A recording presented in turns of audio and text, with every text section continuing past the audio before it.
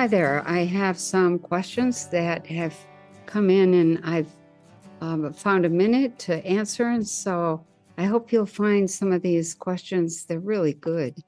I hope you'll find them interesting and the answers also helpful.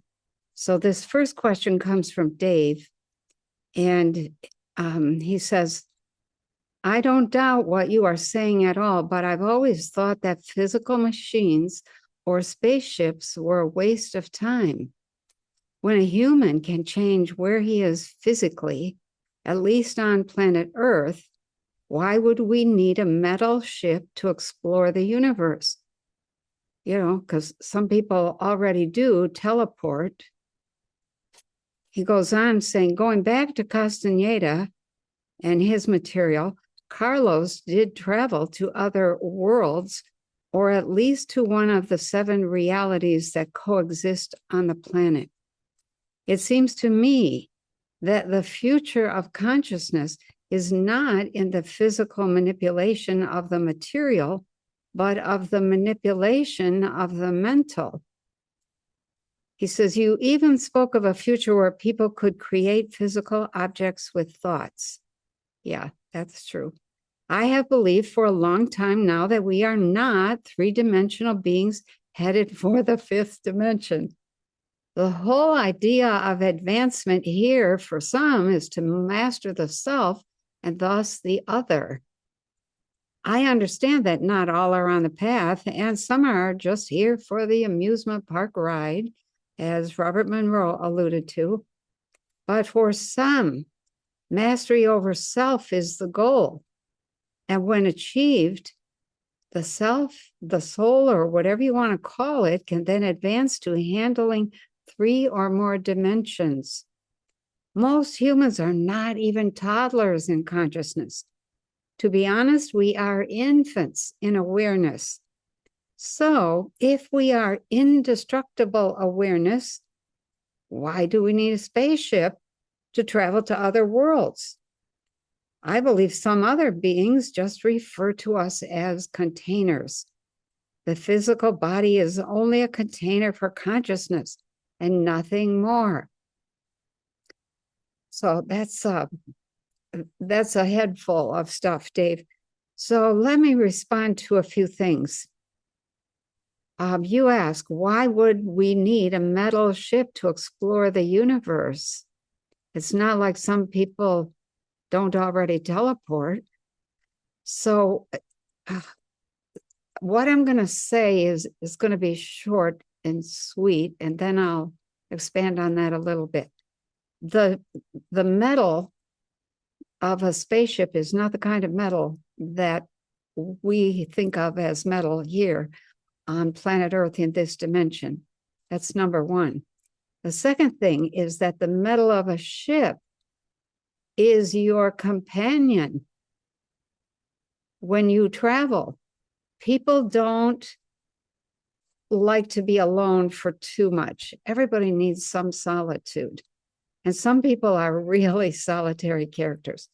But when you're going on a long trip, that ship will, you said somewhere down in your thing, the future of consciousness is not in the physical manipulation of the material, but in the manipulation of the mental.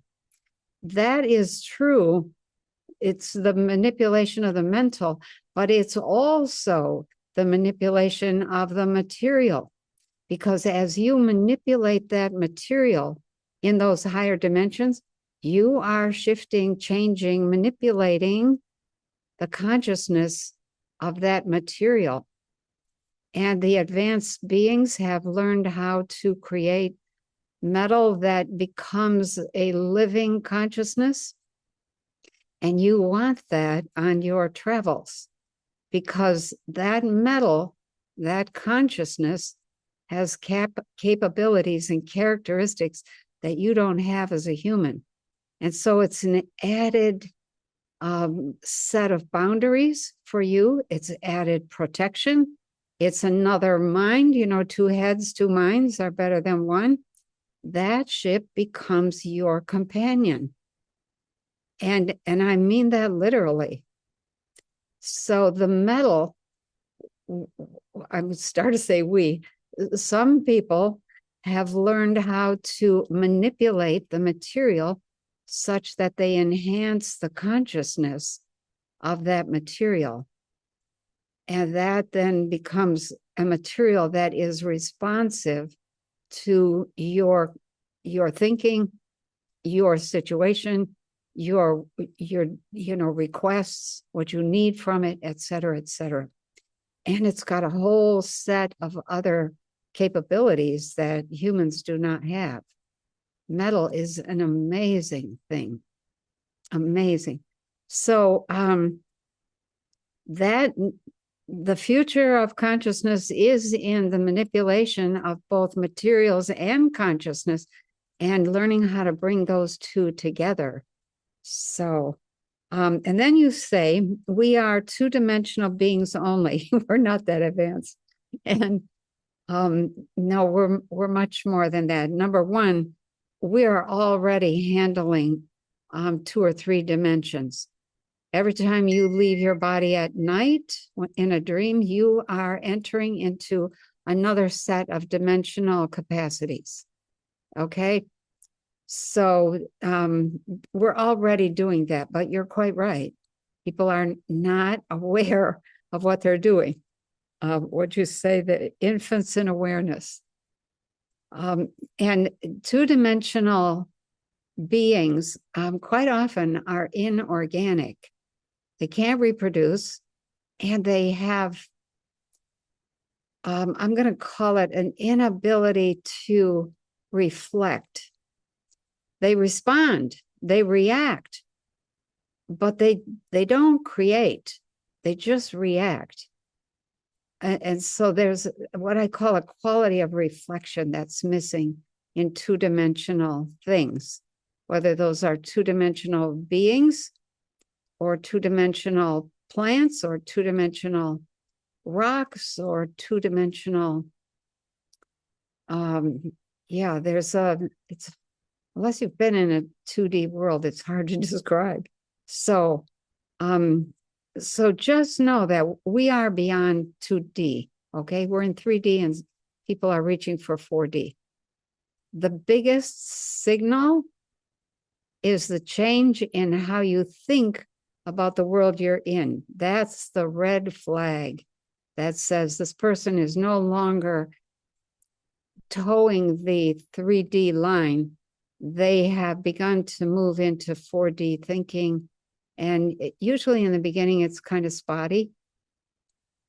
You know, people start talking to their dog. That's a wonderful way to enter into higher consciousness. Then they expand to talking to their house or their car, especially their car, as if it were alive, and it is. But 3D stuff is pretty heavy duty, pretty dense, pretty, it doesn't respond unless you make it respond. So, so just, give us a little more credit, okay? We are 3D and 4D people. So, and then you say, so if we are indestructible awareness, why do we need a spaceship to travel to other worlds? And I'm going to say that it doesn't matter what level of dimension you are in, you love people, beings, doesn't matter whether they're plants, animals, or humans, love other people, other forms of consciousness. And that is a given across all of reality, all the realities. So we like to be in relationship, and we need to be in relationship. The only time that you don't need a container, as you call it, or a companion, or other people to be with, live with, work with, talk with, fight with, have fun with, etc. The only time is when you step into the Godhead, and that's when you do not exist as an individual anymore. You are just pure, unbounded consciousness. And you're not aware of anything. So, you're aware that you exist. You're aware that you are bliss. That's it. There's no to-do calendar. There's no bills to pay. There's nothing. You as an individual do not exist. As soon as you step out of that, you're going to step into I'm going to call it, I was going to say limited, a consciousness, and you'll become a region of consciousness that has boundaries and function and some characteristics, depending on what frequencies you have in your region of frequencies. And you're going to create a container for yourself. So it's not like that's, all the things that you've said. Yeah, you can travel without a ship. I've done that. I've gotten into trouble a few times too and wished I had that ship. So, yeah, we are exploring. I think we have made a little bit of progress in the last 40 years. People are waking up. So, we really need one another. It is in that recognition from another. If somebody just looks right through you, you begin to feel like you don't exist. We need, and I say that with capital letters, NEED, need recognition. That recognition tells us that we exist. And until you become, a very high dimensional being who is self-recognizing, self-regenerating, self-everything, you need others. And even they love to be with others, love to work with others who are at their level. So thanks for the question. It was a great one. Okay. This next question comes from Michael, and he says, I see your excellent comparison between third, fourth, and fifth dimensions. Thank you.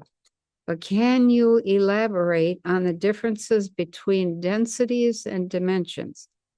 Or are you using those terms interchangeably?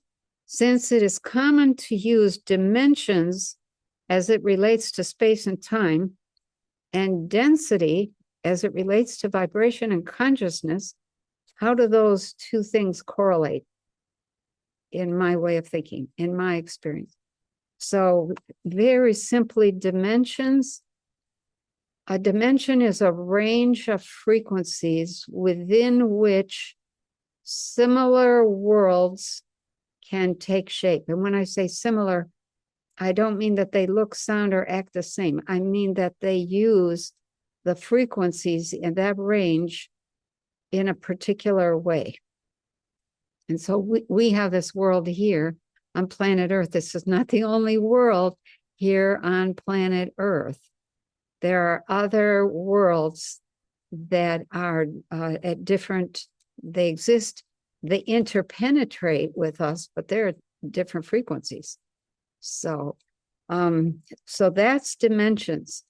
It is related to space and time, and it does give rise to the capacity to create a world using that set of frequencies. It's like you have a piano with 88 keys, but you're going to play something, you're going to play music that only uses 8 keys. Mary Had a Little Lamb only uses 5 keys. So, yeah, that's a dimension. Okay, it's using a specific range of frequencies, and there's a lot of dimensions. Okay, way below us and way above us. And then density. What is density, and how does it relate to vibration and consciousness? So we have things like a book, okay? This is a three-dimensional thing. We can't see through it. We can't stick our fingers through it, okay? The same thing with humans. We don't see through humans, and we can't reach through them. If you're a 3D person, then other 3D people cannot really reach through you, and they can't see through you either. That's because we're so densely packed in terms of frequencies, particles, molecules, etc. And we're amazing. We are amazing creatures. So now let's say that you move to another dimension. You're in a different world, a different range of frequencies. And now this range of frequencies up here allows a human, a plant, an animal to take shape, but with much less density, maybe only a handful of frequencies and particles, but they're powerful. They're powerful, and when you have an electric current, when you have a current, everything is currents, okay, motion. You'll have, the stronger the current, the bigger the field around it. And that field, the bigger that is, the more separated the particles can be and still be in communication with one another. So that's density. You begin to be not nearly as dense. When you are here in 3D and you want the chair to move across the room and you ask it, it's probably not going to go anywhere. For 99.999% of the people, it's just going to sit there. If you get up and walk over there and pick up the chair and move it, it'll be in a different spot. Okay? In, let's say, 5D, if you ask the chair to move, it may actually move. And the further up you go, the more responsive everything is, because it becomes less heavy to move, less dense. There's not as much physical material, yet it still maintains its shape and its function, its energetics.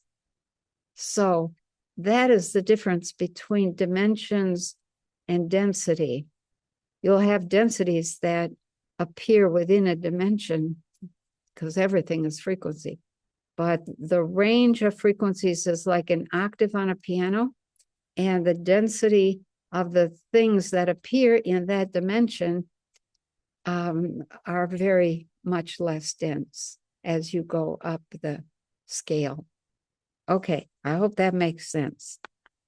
Okay, and I will say this, there are beings, people who are highly developed, and they have 4 and 5D capacities, and 6 even. They do reach through 3-dimensional things because they are much less dense. So they go right through the 3D stuff. So, okay. All right. Thank you, Michael. That was a good question.